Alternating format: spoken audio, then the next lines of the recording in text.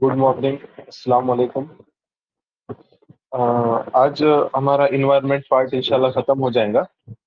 थोड़ा सा पार्ट बचा हुआ है और वो हम डिस्कस करेंगे। फिर उसके बाद दूसरा जो काम है, पेपर कैसे सॉल्व किया जाता है, तो वो हम देखेंगे। मतलब उसमें पेपर एक्चुअली कैसे सॉल्व करना है, कितने राउंड्स करना है वगैरह, मार्किंग कब करना है, ये चीजें भी आज हम डिस्कस करेंगे। ओके। मैं एक्सपेक्ट कर रहा हूँ कि आप लोग day to day daily revise कर रहे हैं, जितना पार्ट हम कवर कर रहे हैं उसको पढ़ रहे हैं। ओके। देखो, एक रीडिंग से कुछ नहीं होता। मिनिमम 3 to 4 रीडिंग हमारे हर चीज पढ़ के होना चाहिए। कम पढ़ो लेकिन ज्यादा बार पढ़ो और ज्यादा ऑब्जेक्टिव सॉल्व करो। ओके, ये हमारी स्ट्रैटेजी रहना चाहिए। नोट्स में से समझो हमारा 75% लगभग सिलेबस कंप्लीट होता है। बचा हुआ जो 20-25% है वो ऑब्जेक्टिव के थ्रू सीखना रहता है हमको। ओके, क्योंकि हर चीज हम पढ़ा नहीं सकते, कुछ चीजें ऑब्जेक्टिव के थ्रू भी लर्न करना रहता है। तो उसमें ऑब्जेक्टिव में कोई नई चीजें दिखी तो उसको वो उस पर मतलब हाईलाइट करके उसके नोट्स बना लिए। तो ये भी एक लर्निंग का ही प्रोसेस रहता है। तो ये चीज भी ध्यान में रखो। हाँ। तो आज हम फिर अपना मेन एजेंडा स्टार्ट करते हैं।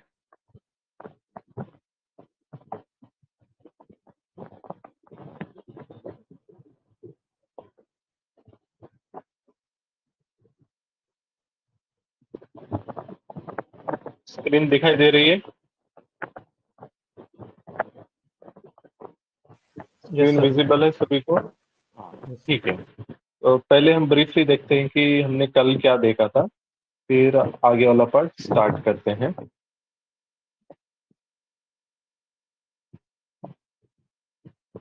हाँ, हमने स्टार्ट किया था programmes initiative to mitigate climate change effects in India, यहाँ से। ओके। तो फिर इसमें हमने कुछ ऑर्गेनाइजेशन बॉडीज देखे थे, जैसा गृहा है। गृहा क्या है? ग्रीन बिल्डिंग कोड है। ये रिलीज करता है टेरी। और इसी तरीके से ईसीबीसी जो कोड्स हैं वो BEE, bureau of energy efficiency, release करता है। देन हमने फेम नाम की स्कीम देखी। ये to promote electric vehicles under minister of heavy industry, ये आती है स्कीम। इसके बाद हमने इंडियन क्लाइमेट चेंज, इसमें जो हमारा सबसे बड़ा प्रोग्राम है, national action plan and climate change, ये देखा। इसके अंडर में 8 मिशन आते हैं। इसका निमोनिक है सहवाग CH। और ये जो 8 मिशन है, national solar mission, national mission for enhanced energy efficiency, national mission on sustainable habitat, national water mission, national mission for sustaining Himalayan ecosystem, then national mission for green India, national mission for sustainable agriculture and national mission for strategic knowledge on climate change. ऐसे कुल मिलाकर 8 mission थे, इसको बार बार पढ़ना है। फिर हमने EIA क्या रहता है वो देखा। देन EIA जो रहता है उसके स्टेजेस क्या है, जैसा स्क्रीनिंग होता है, स्कोपिंग होता है, then EIA report, decision making, फिर उसका कंप्लायंस रिपोर्ट, ये सारी चीजें। देन उसके बाद हमने प्रोजेक्ट की कैटेगरीज देखे, A, B1, B2। इसमें से A को सेंट्रल गवर्नमेंट क्लियरेंस देता है, B1 को स्टेट गवर्नमेंट देता है और B2 को नॉट रिक्वायर्ड है। और ऐसा परिवेश नाम का एक पोर्टल है फास्टर इन्वायरमेंटल क्लियरेंस के लिए। देन EIA 2020 अमेंडमेंट आई थी, इसमें कुछ चेंजेस किए गए जिसके ऊपर काफी कंट्रोवर्सी हुई थी। जैसा उसमें से एक था कि पब्लिक कंसल्टेशन पीरियड पहले 30 डेज था, उसको डिक्रीज करके 20 डेज कराया गया। तो ऐसे कुछ इसमें प्रोविजंस थे जिसकी वजह से बहुत आउटरीच हुआ था। देन हमने इन्वायरमेंटल ऑर्गेनाइजेशन डिस्कस किए थे, जैसा यूनाइटेड नेशन इन्वायरमेंटल प्रोग्राम 1972 में बनी थी। इसका हेडक्वार्टर नैरोबी केनिया में है। देन हमने वर्ल्ड मेटेरोलॉजिकल ऑर्गेनाइजेशन देखा। ये भी इवेंट स्पेशलाइज एजेंसी है, क्लाइमेट वेदर फॉरकास्टिंग वगैरह उसका काम है। Then world wide fund for nature WWF, 1961 में बनी थी, बायोडाइवर्सिटी कंजर्वेशन वगैरह उसका काम करती है। International union for conservation of nature, ये भी हमने देखा था। इसका मेन काम वो जो रेड डाटा बुक वगैरह पब्लिश करता है। ओके, ये भी बहुत पुराना है, 1948 का है। देन इसके बाद देखो बहुत सारे ट्रीटीज हैं, एग्रीमेंट्स हैं जो हमने देखा था। जैसा एक टाइमलाइन है 1971 टू 2016। उसमें देखो, जैसे सबसे पहले रामसर आता है 71 में। देन स्टॉकहोम कन्वेंशन होता है, UNEP बनता है 72 में। साइट्स आएगा 73 में। Nairobi declaration 82, Vienna convention for ozone 85, Montreal protocol 87, Brundtland report 87, then agenda 21 1992, UNFCC बनता है 1992 में। यूएनसीबीडी बायोलॉजिकल डाइवर्सिटी के लिए जो कन्वेंशन था वो भी 92 में आता है। Kyoto protocol 97, Rotterdam convention 98, Cartagena 2000, Stockholm convention 2001, Nagoya protocol 2010, Rio plus 20 2012, Paris agreement 2015, Kigali amendment 2016। तो ऐसे हमने टाइमलाइन देखी थी। देन हमने स्टॉकहोम कॉन्फ्रेंस देखा, ब्रूटलैंड रिपोर्ट देखा, और जिसने सस्टेनेबल डेवलपमेंट का कंसेप्ट दिया था। देन 1992 की समिट, उसमें पूरे इनिशिएटिव्स वगैरह क्या क्या लिए गए। फिर कन्वेंशन ऑन बायोलॉजिकल डाइवर्सिटी ये देखा। उसके अंडर में दो protocol, Cartagena protocol, Nagoya protocol. Cartagena 2000 में आता है, नागोया 2010। साइट्स 1973, इसको वाशिंगटन कन्वेंशन कहते हैं। Then CMS, convention for conservation of migratory species, इसको बॉन कन्वेंशन कहते हैं। Then united national convention to combat desertification, ये लीगली बाइंडिंग है। वियना कन्वेंशन ओजोन के लिए। देन मॉन्ट्रियल प्रोटोकॉल, ये भी ओजोन के लिए। किगाली अमेंडमेंट एचएफसीज को भी बैन करते हैं, हाइड्रोफ्लोरोकार्बन को भी। रामसर कन्वेंशन वेटलैंड कंजर्वेशन के लिए था। फिर मॉन्ट्रिक्स रिकॉर्ड, जो मतलब ज्यादा जिनको थ्रेट रहती है ऐसे वेटलैंड इसमें रहते हैं मॉन्ट्रिक्स रिकॉर्ड में। तो इसमें इंडिया के दो साइट हैं, केवलादेव नेशनल पार्क राजस्थान का, और लोकतक लेक मणिपुर का। चिल्का लेक पहले था बट अब उसको निकाला गया। देन हमने स्टॉकहोम कन्वेंशन देखा, परसिस्टेंट ऑर्गेनिक पोल्यूटेंट के लिए। Basel convention, transboundary movement of hazardous waste. और Rotterdam convention, priority inform consent. Then Minamata convention भी देखा था। मिनामाटा कन्वेंशन किस लिए है? ये मर्क्यूरी पॉइजनिंग वगैरह उसके लिए। ओके, अब इसके बाद आज हमको यहाँ से स्टार्ट करना था, environmental legislation acts and policies in India. Okay, तो ये भी काफी इंपॉर्टेंट है। तो देखो, इन्वायरमेंटल कंजर्वेशन से रिलेटेड जो एक्ट है हमारे पास, सबसे बड़ा act wild life protection act. Okay, इसको याद रखना, वाइल्ड लाइफ प्रोटेक्शन एक्ट। तो देखो, हाँ, ये आया था 1972 में। ऑब्वियसली पीएम हमारे इंदिरा गांधी थे। तो इस ये एक्ट में 6 शेड्यूल्स हैं, जैसे हम बोलते हैं ना कॉन्स्टिट्यूशन में कितने शेड्यूल्स हैं। कॉन्स्टिट्यूशन में हम वो कहते हैं 12 शेड्यूल्स हैं। उसी तरीके से ये वाइल्ड लाइफ प्रोटेक्शन एक्ट में 12 शेड्यूल्स, 6 शेड्यूल्स हैं। शेड्यूल 1 और शेड्यूल 2, पार्ट 2 ऑफ शेड्यूल 2, इसमें जो एनिमल्स रहते हैं उनको सबसे ज्यादा प्रोटेक्शन दिया जाता है। ओके, फिर ऐसा याद रखना, शेड्यूल 5 किससे रिलेटेड है? तो वर्मीन एनिमल। ये ऐसे एनिमल्स रहते हैं जिनको गवर्नमेंट खुद मारने की परमिशन देता है। क्यों मारने की परमिशन देता है? जैसे फॉर एग्जाम्पल, कुछ एनिमल्स रहते हैं, वो क्या करते हैं, एग्रीकल्चर का मतलब फार्म का बहुत नुकसान करा देते हैं। जैसा कि वो वाइल्ड वाइल्ड बोर जिसको कहते हैं, वाइल्ड पिग जो रहते हैं, वो बहुत नुकसान करा देते हैं। तो उनको मतलब जहाँ पे बहुत ज्यादा है उनको मतलब अलाउ करते हैं कि आप उनको शूट करके मार सकते हैं। ओके, इसी तरीके से कोई टाइगर मैन ईटर वगैरह हो गया तो उसको भी मार देते हैं। तो ये ऐसा रहता है। लेकिन इसकी जो परमिशन रहती है ना, कौन देता है? Chief wild life warden. Okay, chief wild life warden. तो जैसा फॉर एग्जांपल बिहार में नीलगाय, ये एक डियर है, ये वहां पे उसको अलाउ है किल करना। रिसस मंकी एक है, ये भी वर्मिन स्पेशीज है। ओके, तो ये चीजें याद रखना, इसको अलाउड रहता है मार करना, मार देना। देन इसमें याद रखो, कभी कभी ऐसा पूछता है, vermin animals are declared by state government. No, vermin animals are declared by central government, ये सही रहता। वर्मिन एनिमल्स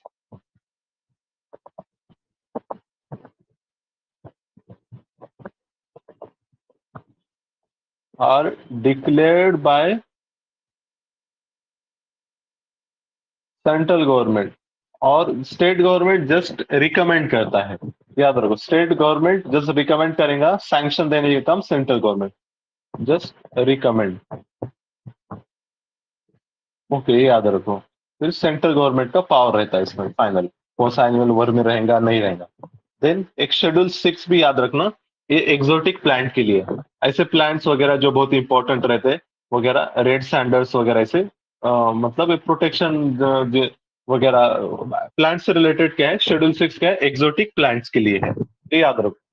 अभी इसमें क्या हुआ, ये एक्ट तो अमेंड किए हैं अभी इसी साल। ओके, अब इसमें जो अमेंडमेंट करके, इसके पहले कितने 6 शेड्यूल्स थे, अब उसमें शेड्यूल्स कितने रखे हैं amendment now, only 4 schedules. Okay, याद रखो, ये कितने 4 ही शेड्यूल्स हैं। और वर्मीन का शेड्यूल वगैरह जो है उसको निकाला गया। ओके, 4 शेड्यूल, शेड्यूल 1 2 को भी शायद मर्ज किए हैं, ऐसा कुछ तो भी किए हैं वो लोगों ने। तो याद रखो अभी सिर्फ 4 ही शेड्यूल्स हैं वाइल्ड लाइफ प्रोटेक्शन एक्ट में। ये चीज हो गई। फिर इसी तरीके से जो हम बोलते हैं ना कि हम मतलब नेशनल पार्क बनाए और वाइल्ड लाइफ सेंचुरी बनाए या फिर conservation reserve, community reserve. Okay, तो ये सारी के सारे कौन से एक्ट के अंडर में बनाते हैं? Tiger reserve. ओके, ये सारे हम ये 1972 के एक्ट जो है WPA 1972 उसके अंडर में ही तो बनाते हैं, उसमें ये सारी चीजें दी गई है। ओके, याद रखें ये सारे चीजें हम उसके अंडर में ही बनाते हैं। ओके, देन इसके बाद देखो भला चलो नेशनल पार्क की एक चीज बताना। नेशनल पार्क के मतलब कौन डिक्लेयर करता है नेशनल पार्क? इसका बताओ answer. National park wild life sanctuary कौन डिक्लेयर करता है? सपोज कोई एक जगह पे बनाना है हमको नेशनल पार्क, तो पावर किसको है? बताइए जल्दी। Central government. देखो, नेशनल पार्क है, वाइल्ड लाइफ सेंचुरी, कहाँ पे बना है तो पावर उसको स्टेट गवर्नमेंट देता है, पावर स्टेट गवर्नमेंट को रहता है।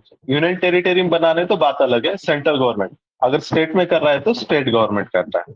ओके, ये याद रखा। हाँ, अगर बॉर्डर वगैरह चेंज करना है तो आपको परमिशन लगती है national board for wild life की, जिसका चेयरमैन PM रहता है। ओके, ये चीज याद करो। इसको ध्यान में रखना। फिर इसके बाद इन्वायरमेंटल प्रोटेक्शन एक्ट 1986 में आता है। ओके, इसके अंडर में सेंट्रल ग्राउंड वाटर अथॉरिटी बनाई गई थी। ओके, ये याद रखो, ये अभी यूपीएससी में पूछा गया था। सेंट्रल ग्राउंड वाटर, अच्छा बोर्ड दे रहे हैं यहाँ पे तो। शायद वो अथॉरिटी है, सेंट्रल ग्राउंड वाटर अथॉरिटी, ये बनाई जाती है इसके अंडर में। फिर इसके बाद देखो ये एक्ट कब लाए थे? भोपाल ट्रेजेडी हमने पढ़ा था, 1984 में होता है। तो उसके बाद फिर हमने इन्वायरमेंट प्रोटेक्शन के लिए एक्ट लेके आए। वो टाइम पे जो हमारे PM थे राजीव गांधी थे। ओके, याद रखो इसको, इन्वायरमेंट प्रोटेक्शन एक्ट।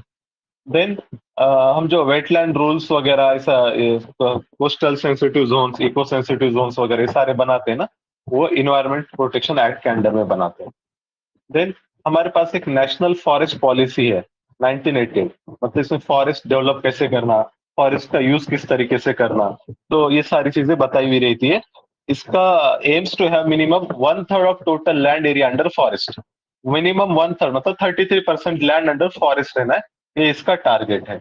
ओके, और एक दूसरी चीज ये एक्ट के अंडर में आई थी, उसको कहते हैं कैंपा। कैंपा क्या रहता है? Compensatory afforestation. कंपेंसेटरी अफॉरेस्टेशन मतलब कंपेंसेट करना अफॉरेस्टेशन।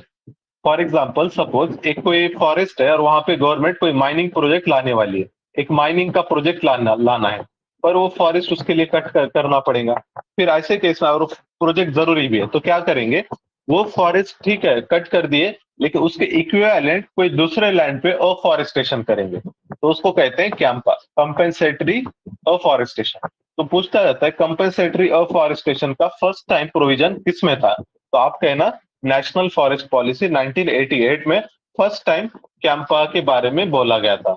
ओके, ये चीज याद रखो। देन इसके बाद हमारे पास बायोलॉजिकल डाइवर्सिटी एक्ट है, क्योंकि हमने UNCBD साइन किए थे, United nation convention for biological diversity. इसी तरीके से उसी टाइम में कार्टाजेना प्रोटोकॉल भी हुआ था 2000 में। तो इससे इन्फ्लुएंस होकर हमने ये एक्ट लेकर आए, biological diversity act, biological diversity protect करने के लिए। ओके, याद रखो ये एक्ट के अंदर में 3 टियर स्ट्रक्चर है डाइवर्सिटी को प्रोटेक्ट करने के लिए। एक लोकल लेवल पे कमिटी रहेंगी, देन स्टेट बायोडायवर्सिटी अथॉरिटी, और उसके ऊपर रहता है सेंट्रल बायोडायवर्सिटी अथॉरिटी। ओके, ऐसा 3 टियर स्ट्रक्चर रहता है, याद रखना इसको। जैसा हमने ND national disaster management act में भी देखा था ना, लोकल लेवल वहां पे DM रहता, स्टेट लेवल CM रहता, नेशनल लेवल PM रहता। ओके, तो इसी तरीके से यहाँ पर भी लोकल, स्टेट और सेंट्रल, लेकिन वो मिनिस्टर नहीं रहता इसका चेयरमैन, ये चीज याद रखो। Biological diversity act 3 tier structure रहता है। Okay, then schedule tribe and other forest dwellers act, ये काफी इंपॉर्टेंट एक्ट है। ये आता है मिनिस्ट्री ऑफ ट्राइबल अफेयर के अंडर में। Scheduled tribes and other forest develop, इसका काम क्या है? जो ट्राइबल्स फॉरेस्ट में रहते हैं, most of the tribal forest में रहते हैं, तो उनको क्या करना है? लैंड राइट्स देना है, लैंड राइट। ओके, ऐसा फर्स्ट टाइम हुआ था जब कि मतलब right to land as a legal right बोल के एक्सेप्ट किया गया।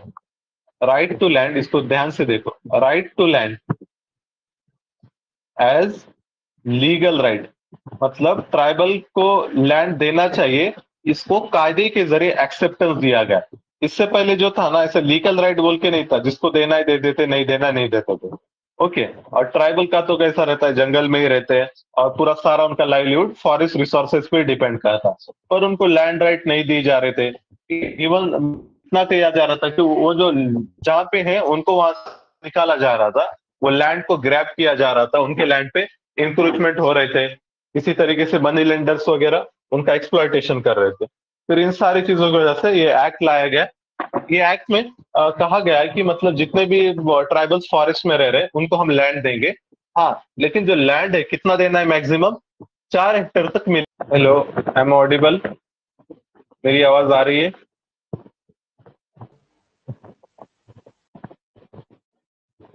आई am audible to you? Yes, sir. हाँ, तो हम एक फॉरेस्ट राइट एक्ट देख रहे थे, scheduled tribe and other forest dweller act. Question simple आएगा, वो बोलेंगे कि मतलब ये कौन से मिनिस्ट्री में आता है? तो मिनिस्ट्री ऑफ ट्राइबल अफेयर। इसके अंडर में कितना लैंड दिया जा सकता है मैक्सिमम? तो 4 हेक्टेयर। फिर उसके बाद देखो, एक और चीज है यहाँ पर। अब अगर कोई ट्राइबल है, उसको लैंड क्लेम करना है, तो किसके पास जाएगा? तो उसको सबसे पहले कहाँ पे जाना पड़ता है? ग्राम सभा के पास। Gram Sabha has been designated as competent authority for initiating the process of determining the nature and extent of individual और कम्युनिटी फॉरेस्ट राइट। कोई इंडिविजुअल या कम्युनिटी को फॉरेस्ट राइट देना है, तो उसका प्रोसेस ग्राम सभा से स्टार्ट होता है। ग्राम सभा का डिसीजन लेकिन फाइनल नहीं रहता, वो फिर तालुक लेवल पे प्रपोजल भेजेंगे, तालुक से डिस्ट्रिक्ट में, डिस्ट्रिक्ट से फिर वो डिवीजन लेवल पे कुछ जाता है, फिर वहां पे फाइनल होता है। लेकिन पहले एप्लीकेशन आपको ग्राम सभा में देना रहता है। फिर इसी तरीके से यहाँ पे देखो, 2 वर्ड है। एक इंडिविजुअल राइट, आपको एज ए इंडिविजुअल भी राइट मिलेगा और कम्युनिटी राइट भी दिए जाएंगे। कम्युनिटी राइट में जैसा वहां का कोई फॉरेस्ट रिसोर्सेस वगैरह है, तो वो सारे कम्युनिटी के रहेंगे, जैसा माइनर फॉरेस्ट प्रोड्यूस वगैरह है। तो याद रखो, इसमें इंडिविजुअल राइट्स भी हैं as well as community rights भी दिए गए हैं। एक चीज ये हो गई। फिर उसके बाद देखो और क्या आता है इसमें। हाँ, आपको अगर वो सपोज कोई ट्राइबल है, जैसा कोया ट्राइब है, वो नल्ला मल्ला फॉरेस्ट में रह रही है, और सपोज नल्ला मल्ला फॉरेस्ट नेशनल पार्क है, तो लेकिन तब भी उनको वहां पे लैंड राइट्स दिए जाएंगे। नेशनल पार्क, सैंक्चुरी और प्रोटेक्टेड एरियाज, तो यहाँ पर भी मतलब क्या, इनको लैंड राइट दिए जाएंगे। किसको? ट्राइबल्स को। ओके, लेकिन सपोज कोई नेशनल पार्क है और उसका एक पर्टिकुलर एरिया बहुत ही सेंसिटिव है फॉर वाइल्ड लाइफ प्रोटेक्शन, तो उतने एरिया में लैंड राइट डिनाई किया जा सकता, जो एरिया बहुत ही सेंसिटिव है। और वो जो एरिया रहता है सेंसिटिव एरिया, उसको क्या कहते हैं? उसका एक नाम आता है, टर्म आती है पर्टिकुलर। वो एरिया को कहते हैं क्रिटिकल वाइल्ड लाइफ हैबिटेट। याद रखो, क्रिटिकल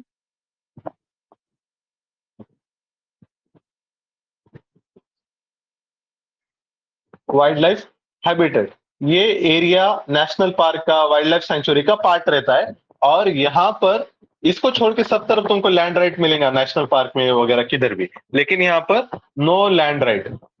ओके, यहाँ पे लैंड राइट नहीं दिया जा सकता। फिर एक चीज ये हो गई। दूसरा, इसको डिक्लेयर कौन करता है? क्रिटिकल वाइल्ड लाइफ को डिक्लेयर कौन करता है? तो आप बोलना है कि declared by central government. Declare by central government, वो देगा स्टेट गवर्नमेंट डिक्लेयर करता है। ओके, नहीं, सेंट्रल गवर्नमेंट डिक्लेयर करता है और जो स्टेट गवर्नमेंट बस रिकमेंड करता है। फिर तीसरी चीज ये क्या बोलेगा? डेफिनेशन, इसको डिफाइन कौन से एक्ट में किया गया है? Okay, critical wild life habitat को डिफाइन कौन से एक्ट में किया गया है? अब हमको लगता है कि वाइल्ड लाइफ प्रोटेक्शन एक्ट में रहेगा या इन्वायरमेंट प्रोटेक्शन एक्ट में रहेगा, नहीं। इसका जो डिफाइनेशन है इसी राइट में है। डेफिनेशन अंडर जो हमारा फॉरेस्ट राइट, वो जो अभी का जो एक्ट जो हम डिस्कस कर रहे हैं, फॉरेस्ट राइट एक्ट 2006। ओके, ये एक्ट में ही इसको डिफाइन किया गया है। Okay, critical wild life habitat, ये इंपॉर्टेंट टर्म है, इसको पता रहना चाहिए। क्रिटिकल वाइल्ड लाइफ हैबिटेट क्या है, इसका मतलब वगैरह। ओके, तो ये चीज समझ लो, ठीक है। क्या है समझ में, क्रिटिकल वाइल्ड लाइफ हैबिटेट वगैरह आ रही चीजें समझ में आप लोगों को? Yes sir. हाँ, अब इसके बाद देखो, अब आगे देखते हैं नेशनल ग्रीन ट्रिब्यूनल। ये क्या है देखो, एनजीटी ट्रिब्यूनल। ट्रिब्यूनल क्या रहते हैं, जैसा जुडिशरी क्या करता है, एडजुडिकेशन का काम करता है, इसी तरीके से ऐसे एक अल्टरनेट मैकेनिज्म है जो एडजुडिकेशन का, जस्टिस डिलीवरी का काम करते हैं। लेकिन उसमें क्या है, प्रोसीजर वगैरह थोड़ा सिंपल रहते हैं। जैसा कोर्ट के लिए पूरा प्रॉपर प्रोसीजर है, क्रिमिनल प्रोसीजर कोर्ट्स, फिर सिविल कोर्ट्स वगैरह, तो इसके लिए ऐसा नहीं रहता। ये डायरेक्ट जो ट्रिब्यूनल्स रहते हैं वो किस पे काम करते हैं, प्रिंसिपल ऑफ नेचुरल जस्टिस बोलते हैं। ओके, ये मतलब कोई ऐसा स्ट्रिक्ट प्रोसीजर वगैरह नहीं रहती है, प्रिंसिपल ऑफ नेचुरल जस्टिस पे काम करते हैं। इसलिए यहाँ का प्रोसेस वगैरह बहुत फास्ट रहता है, लॉयर वगैरह हायर करने की जरूरत नहीं रहती। ओके, तो ये एनजीटी को कब बनाया गया?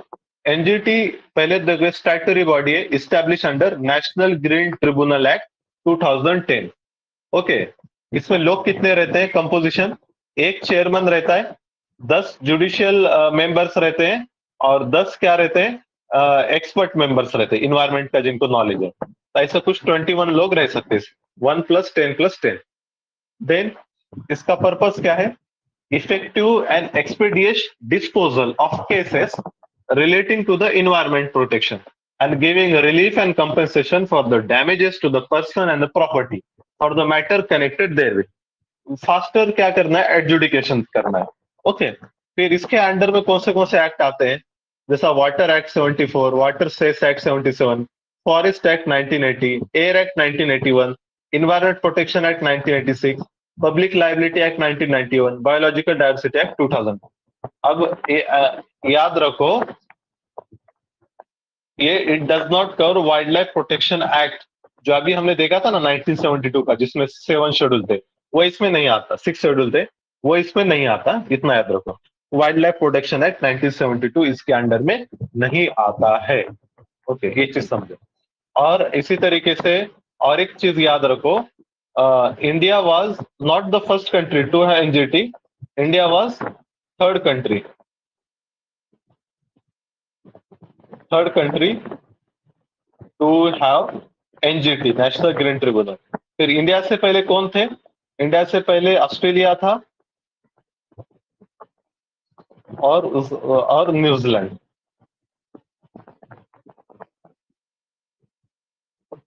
Okay,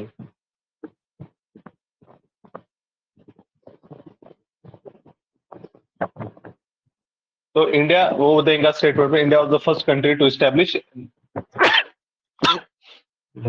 sorry, national green tribunal. India was first country to have national green tribunal, तो स्टेटमेंट रॉन्ग रहेगा, इंडिया थर्ड कंट्री था। ओके, इसके बाद देखो, ई वेस्ट मैनेजमेंट रूल्स हमारे पास हैं, 2016 में हमने लाए थे। ये भी under ministry of environment protection है। जनरली जो भी वेस्ट मैनेजमेंट रूल्स वगैरह रहते हैं वो सारे इन्वायरमेंट मिनिस्ट्री में आते हैं। ओके, इसमें एक चीज याद रखो, इसमें एक प्रोविजन है,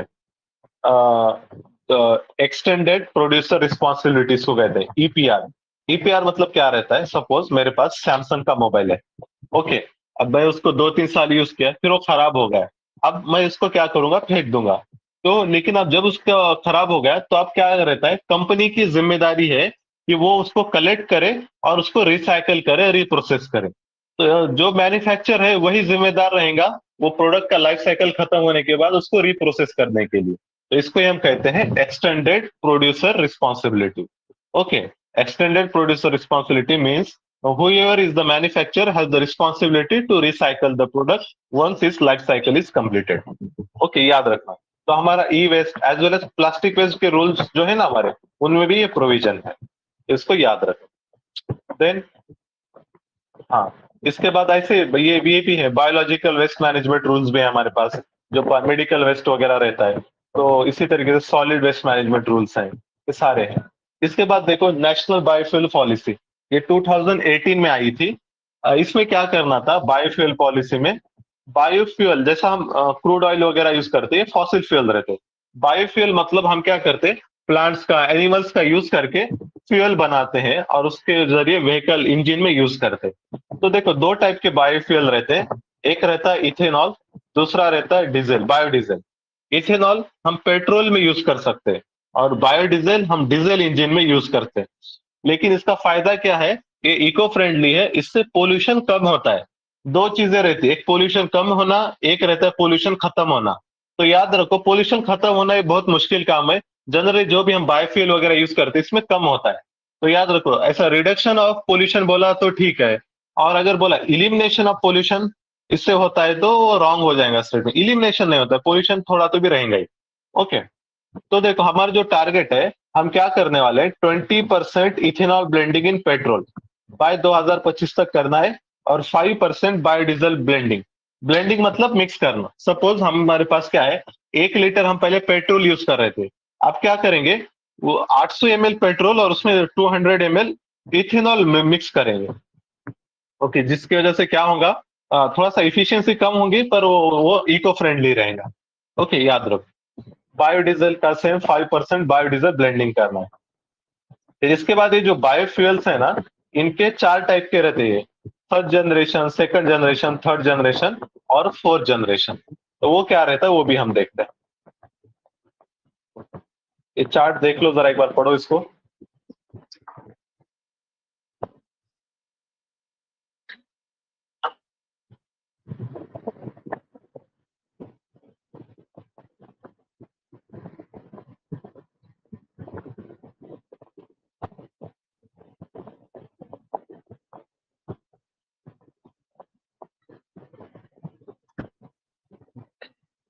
हाँ, तो देखो जो बायोफ्यूल है, first generation, second generation, third generation, fourth generation.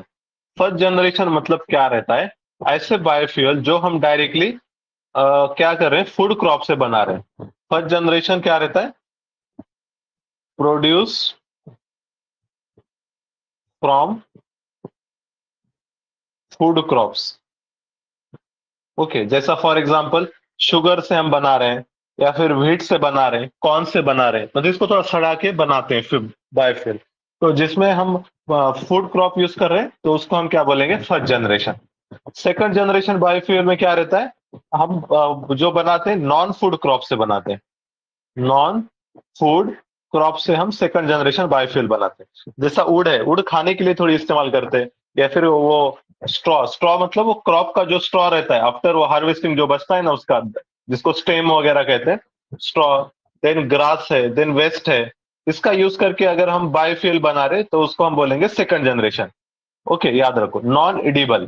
तो इसमें ऐसे और कुछ स्पेसिफिक ट्रीज भी रहते हैं जैसे जैट्रोफा वगैरह, ये सारे मतलब इसको बायो इथेनॉल वगैरह इससे बना सकते हैं। Okay, then third generation, third generation में क्या होते हैं, अलगी से हम बना रहे हैं बायोफ्यूल। किससे बना रहे हैं, अलगी से, माइक्रो अलगी, मैक्रो अलगी, ऐसे टाइप रहते हैं। थर्ड जनरेशन में अलगी का यूज करते हैं। ये नॉन फूड भी नहीं और नॉन क्रॉप, ये अलग से अलगी मतलब ये अलग से स्पेशीज है समझो। और फोर्थ जनरेशन में इससे एक कदम आगे रहता है, मतलब यहाँ पे क्या करते हैं, हम ऐसे स्पेसिफिक स्पेशीज कल्टीवेट करते हैं जो मतलब बायोडीजल भी देंगे, और क्या करते हैं, कार्बन कैप्चर भी कर रहे हैं। मतलब फॉर एग्जांपल हम कोई एक सपोज अलगी ही ले लो, ऐसे एक जेनेटिकली मॉडिफाइड अलगी हम यूज करेंगे, जेनेटिकली मॉडिफाइड अलगी जो क्या करेंगी, बायो फ्यूल भी बनाएंगी, प्लस क्या करेंगी, इन्वायरमेंट में जो CO2 है, CO2 कैप्चर भी करेंगी। ओके, तो इससे डबल बेनिफिट है, बायोफ्यूल भी बन रहा है और कैप्चर भी कर रहे हैं इसको, CO2 को। तो इसको कहते हैं फोर्थ जनरेशन। ओके, तो ये याद रखो, first generation, second generation, third generation, fourth generation. First generation food crop, second non food crop, third generation algal biomass, fourth generation genetically modified algae. Okay, तो एक चीज मेरे को बताना, अगर हम बायोफ्यूल बना रहे, सपोज आपने सुना है शुगर मोलासेस, ये क्या रहता है, कोई बता, शुगर मोलासेस क्या रहता है, किसी को पता है? वो गन्ने में से रस निकाल लेने के बाद जो वेस्ट बच जाता है ना, उसका निकालते हैं। हाँ, उसको अपने इधर पाक भी कहते हैं, देखो पाक जिसको कहते हैं, शक्कर का पानी जिसका जो रहता है ना, शुगर मोलासेस। ओके, या फिर गुड़ जिससे बनाते हैं हम, जैगरी। ओके, तो इससे अगर हम बना रहे हैं तो कौन से टाइप का रहेगा? फर्स्ट जनरेशन, सेकंड, थर्ड या फोर्थ, कौन सा रहेगा? इससे अगर हम बायोफ्यूल फर्स्ट। बना रहे हैं शुगर मोलर से, फर्स्ट रहेगा, है ना? क्योंकि ये क्या है, वो एडिबल है ना, फर्स्ट जनरेशन एडिबल है। देन अगर मैं इससे बना रहा हूं शुगर बगैजी, बगैजी क्या रहता है बताओ कोई? शुगर वेस्ट बगैजी, वेस्ट प्रोडक्ट होता हाँ, है शुगर। आपने कभी शुगर का जूस पिया होगा तो वो पूरा मशीन में वो 5-6 बार उसको डालते हैं ना शुगर को, और बाद में एकदम भूसा हो जाता, वो बच गया, उसको क्या कहते हैं? बगैजी। उसमें कुछ शुगर रहता नहीं, वो जलाने के काम का रहता है। अगर उससे आप अगर बना रहे तो वो कौन सा आएगा फिर? कौन से टाइप का आएगा? Second generation. सेकंड जनरेशन, क्योंकि नॉन एडिबल है। ओके, ये जस्ट ऐसा याद रखो थोड़ा सा, फर्स्ट जनरेशन, सेकंड जनरेशन, दोनों में डिफरेंस रहता है। ओके, तो ये तो हमने बायोफ्यूल्स देख लिया अभी, उसके टाइप्स भी देख लिए, first, second, third, fourth, match the pairs में वगैरह पूछता है। देन इंस्टीट्यूशन और मेजर्स, यहाँ पे कुछ चीजें दी हुई है वो देखते हैं। कैंपा एक्ट अभी हमने देखा था, कंपेंसेटरी अफॉरेस्टेशन वाला, तो याद रखो इसका जो प्रोविजन था। ओके ओके, एक गड़बड़ हो गया अपने से। कैंपा एक्ट आया था फॉरेस्ट एक्ट 1980 में। ओके, फॉरेस्ट कंजर्वेशन एक्ट जो था 1980 का, उसके अंडर में दिया गया था कैंपा का provision, requires that non forest land equal to size of forest being diverted for developmental work is afforested. हाँ, तो कैंपा का फर्स्ट टाइम प्रोविजन कब आया था? तो आप बोलना फॉरेस्ट कंजर्वेशन एक्ट 1980। हमने ऊपर देखा था फॉरेस्ट पॉलिसी 1988। तो ठीक है, अभी उसको करेक्शन करते हैं, कैंपा एक्ट।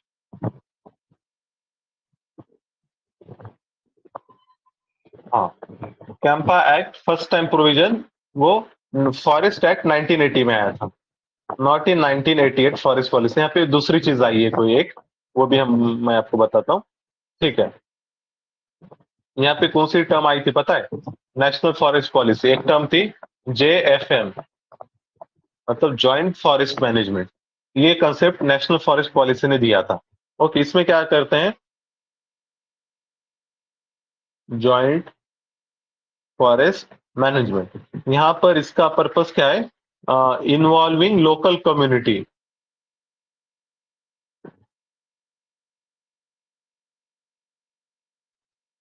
इन फॉरेस्ट कंजर्वेशन। फॉरेस्ट कंजर्वेशन के लिए लोकल कम्युनिटी को इन्वॉल्व करना। तो ये फर्स्ट टाइम JFM कौन से एक्ट से आया था या पॉलिसी से आया? तो आप बोलना नेशनल फॉरेस्ट पॉलिसी 1988। ओके, और कैंपा अगर पूछा जाए तो फॉरेस्ट एक्ट 1980। ओके, थोड़ा सा करेक्शन याद रखो। ये जॉइंट फॉरेस्ट मैनेजमेंट काफी हेल्पफुल रहता है, क्योंकि क्या है, लोकल कम्युनिटी को पता रहता है ना, लोकल नेचर के बारे में, वहाँ के स्पीशीज के बारे में अच्छा नॉलेज रहता है।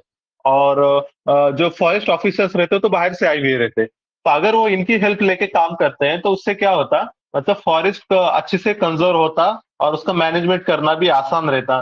फिर इसी तरीके से इसमें क्या विन विन सिचुएशन रहती है, मतलब एक तो फॉरेस्ट रिसोर्स अगमेंट भी होते, और दूसरी बात लोकल कम्युनिटी को उसमें हिस्सा भी दिया जाता, तो उससे उनको मॉनिटरी बेनिफिट भी मिलता, माइनर फॉरेस्ट प्रोड्यूस वगैरह ये भी मिल जाते। तो ये चीज रहती है फॉरेस्ट पॉलिसी 88, ये हमने देख लिए थे। इसके बाद जो दूसरी चीज अभी हम देख, हेलो, एम ऑडिबल? आवाज आ रही है मेरी? Yes sir. हाँ, ठीक है। तो हमने फिर कैंपा एक्ट देख लिया। कैंपा 1980 में आता, उसका फर्स्ट टाइम प्रोविजन आता है, बाद में गवर्नमेंट उसके लिए अलग से डेडिकेटेड एक्ट बनाती है, कैंपा एक्ट, उसका नाम भी वही है। 2016 में वो पास होता है।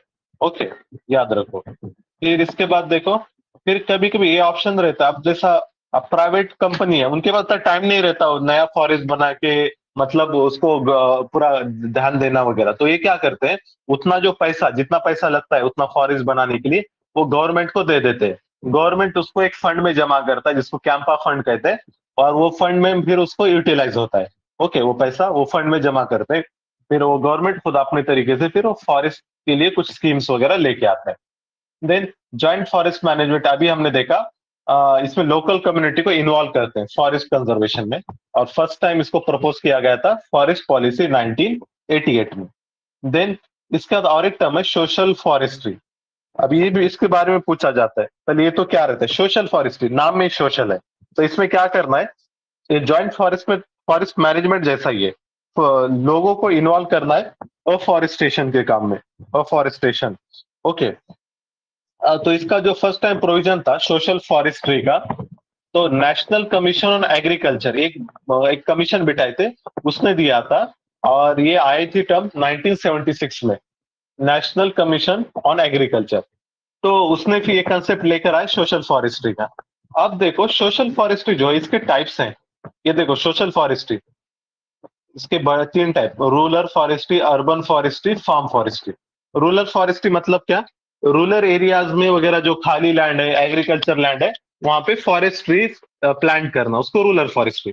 अर्बन फॉरेस्ट्री मतलब अर्बन एरियाज में जो खाली लैंड है, वैकेंट लैंड है, पार्किंग एरियाज है रोड के साइड में वगैरह, क्या करना, अफॉरेस्टेशन करना। और फार्म फॉरेस्ट्री एक टर्म आती है। देखो फार्म फॉरेस्ट्री मतलब क्या रहता है, आप, हम क्या करते हैं, एग्रीकल्चर, हमारे जो फार्म रहता है, हम क्या करते हैं, क्रॉप्स लेते हैं उस पे। लेकिन फार्म फॉरेस्ट्री में क्या करते हैं, फॉरेस्ट ट्रीज, फॉरेस्ट ट्रीज लेते हैं, फॉरेस्ट ट्रीज इसमें कल्टीवेट करते हैं, no crop, no agriculture crop. मतलब जो आपका फार्म रहेगा वहां पे सिर्फ आपके फॉरेस्ट्री ग्रो करते हैं, और जैसा टीक, टिम्बर वगैरह ये सब, और एग्रीकल्चर क्रॉप्स नहीं लेते, उसको कहते हैं फार्म फॉरेस्ट्री। उससे फायदा क्या होगा, आपको वुड वगैरह मिलेगा, इसी तरीके से उसको जो अदर उसके मेडिसिनल प्रॉपर्टीज वगैरह, उसको मतलब अगर है तो आपको उसका भी बेनिफिट मिल सकता है, उसको फार्म फॉरेस्ट्री कहते हैं। मतलब आपके खेत में फॉरेस्ट ट्री प्लांट करना, उसको हम फार्म फॉरेस्ट्री कहेंगे। ओके। यहाँ पर और थोड़ा सा इंटरनेट इशू कर रहा है, आवाज आ रही है अभी मेरी? Yes sir. हाँ।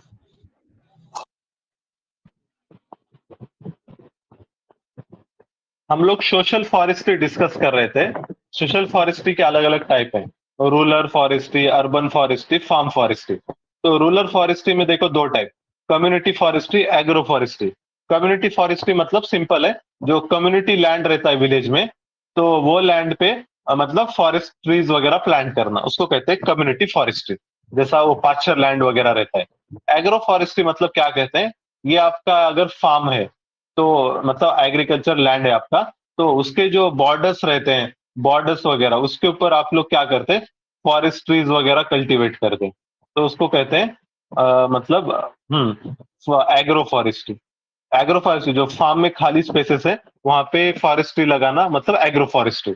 और ये जो हमने देखा था ना फार्म फॉरेस्ट्री, इसमें क्या करते हैं, पूरे फार्म पे ही मतलब फॉरेस्ट ट्रीज लेते हैं। ओके, ये चीज हो गई।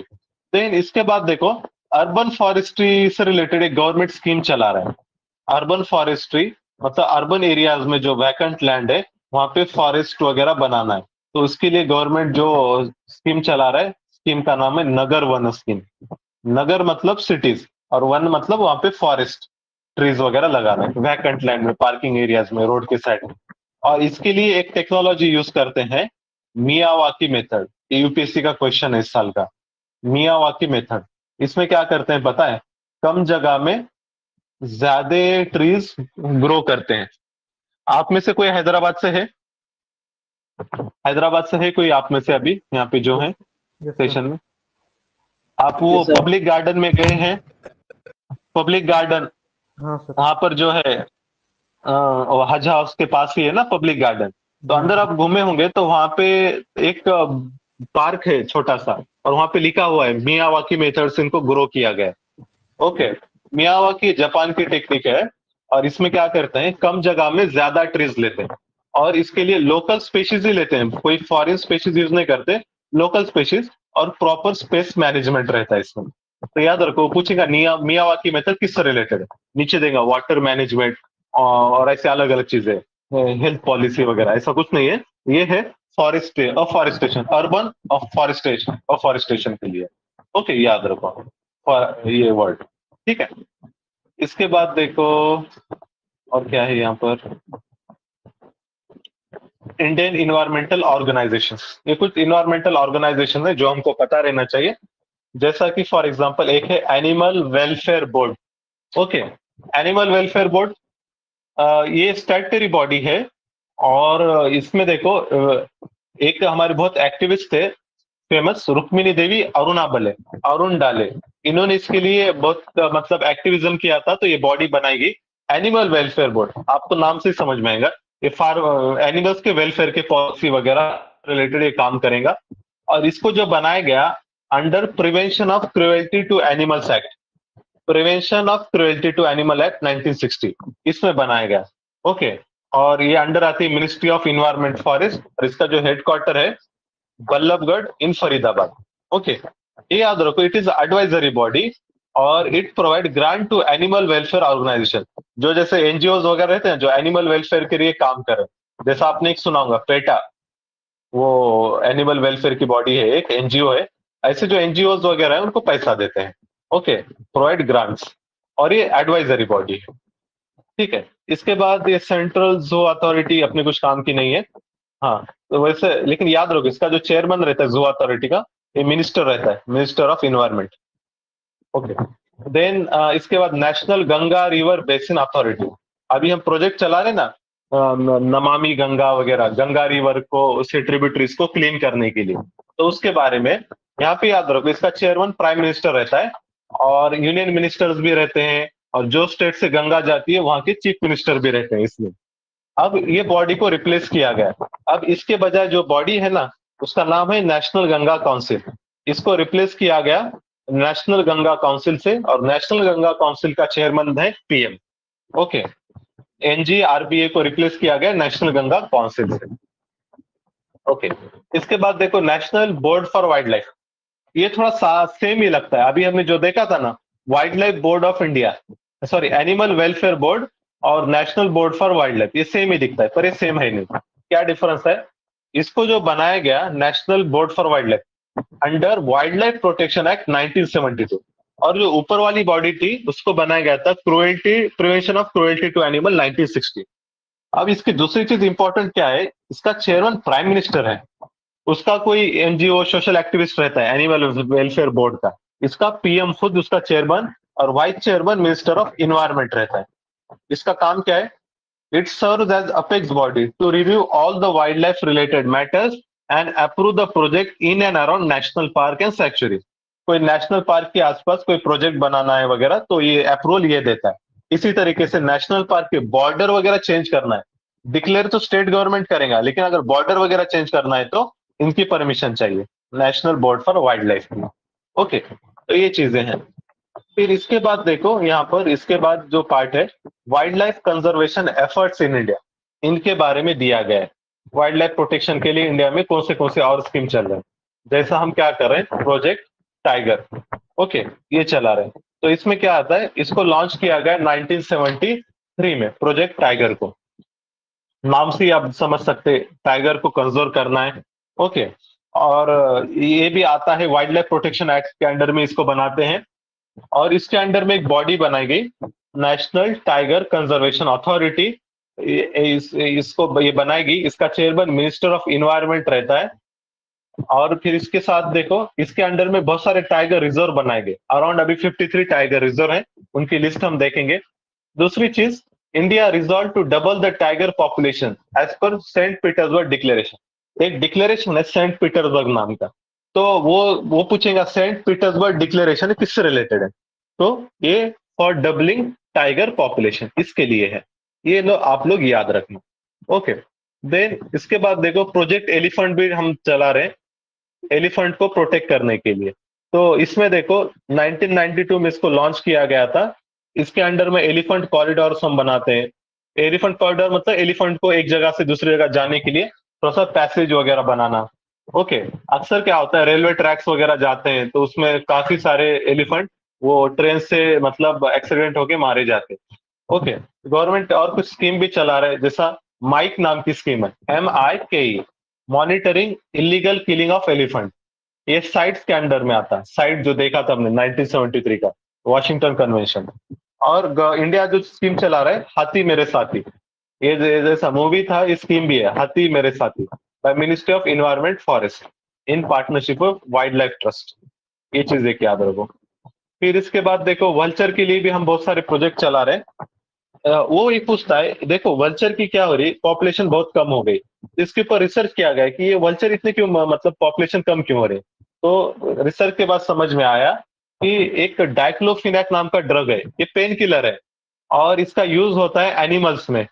एनिमल को देते हैं, उनके ऊपर कोई ऑपरेशन वगैरह करना रहा कुछ, तो लेकिन ये एनिमल खाए तो उनके अंदर वो बायो अक्यूमुलेशन हो गया, फिर उनकी जब डेथ होती है फिर वल्चर उनको खाते हैं, वल्चर के अंदर बायो मैग्निफिकेशन हो रहा है।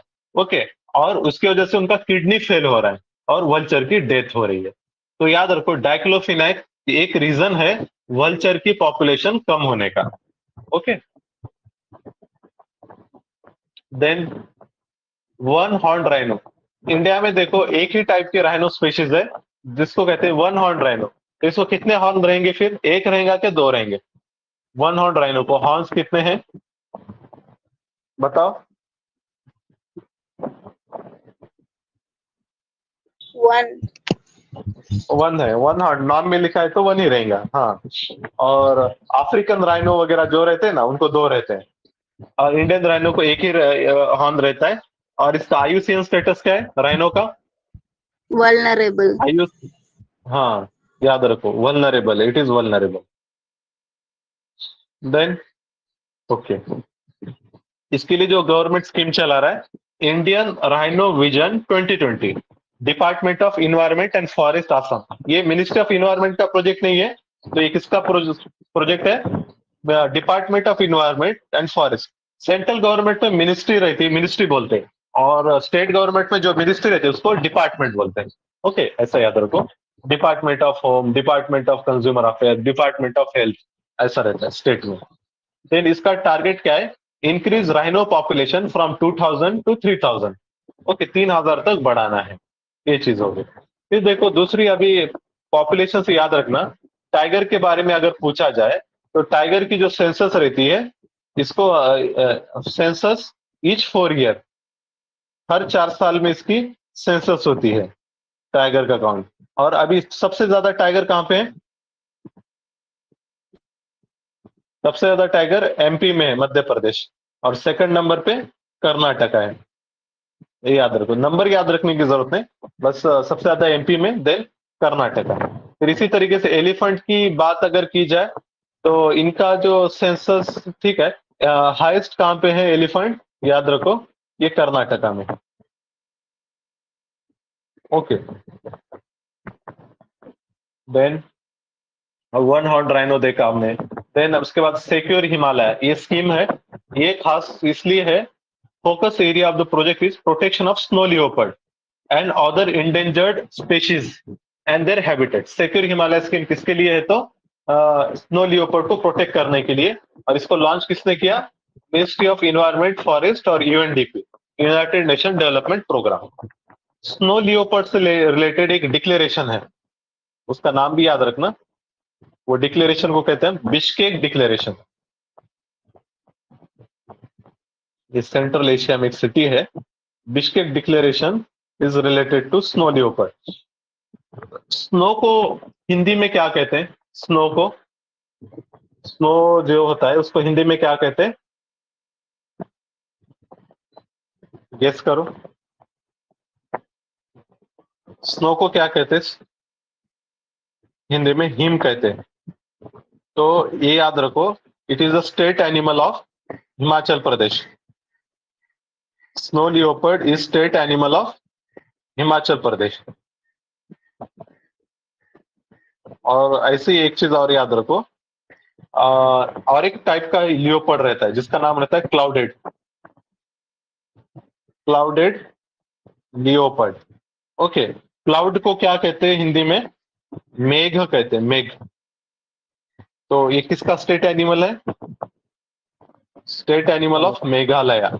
हाँ याद रखा, ऐसा याद रख सकते, थोड़ा सा बस उसके ऊपर ब्रेनस्टॉर्मिंग करना, याद कैसे रखा जाए। तो it is the state animal के, मेघालय का स्टेट एनिमल है क्लाउडेड लियोपर्ड, याद रखो। स्नो लियोपर्ड, क्लाउडेड लियोपर्ड, दो टाइप के रहते हैं। और इसका आईयूसीएन स्टेटस क्या है लियोपर्ड का? आईयूसीएन स्टेटस लियोपर्ड का है Endangered. Not endangered, it is vulnerable। Leopard tiger है इंडेंजर, लियोपर्ड इज वल्नरेबल.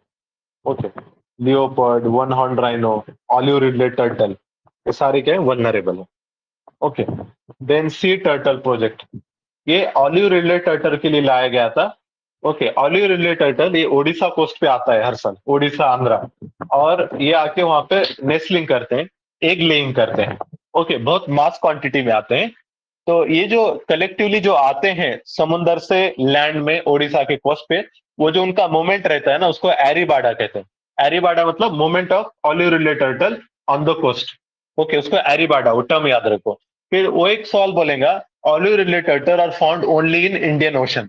ऐसा नहीं रहता है. Olive ridley turtle Indian ocean में भी है, पैसिफिक में भी है. ओके, और याद रखो it is the smallest and the large, smallest and इसकी पॉपुलेशन भी हाईएस्ट है. स्मॉलेस्ट है of the turtle and population में हाईएस्ट भी है ये. Okay, olive ridley turtle vulnerable है, आईयूसीएन स्टेटस वल्नरेबल, ये भी याद रखो.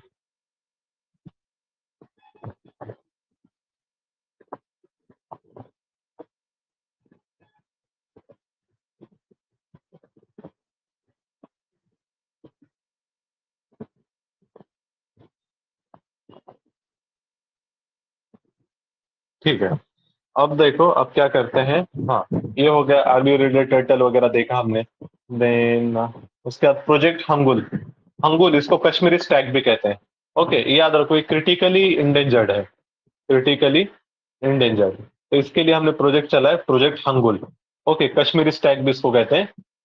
इसके लिए एक नेशनल पार्क बनाया गया है, दाचीगाम नेशनल पार्क. ये भी कश्मीर में 1970s में इसको बनाया गया था.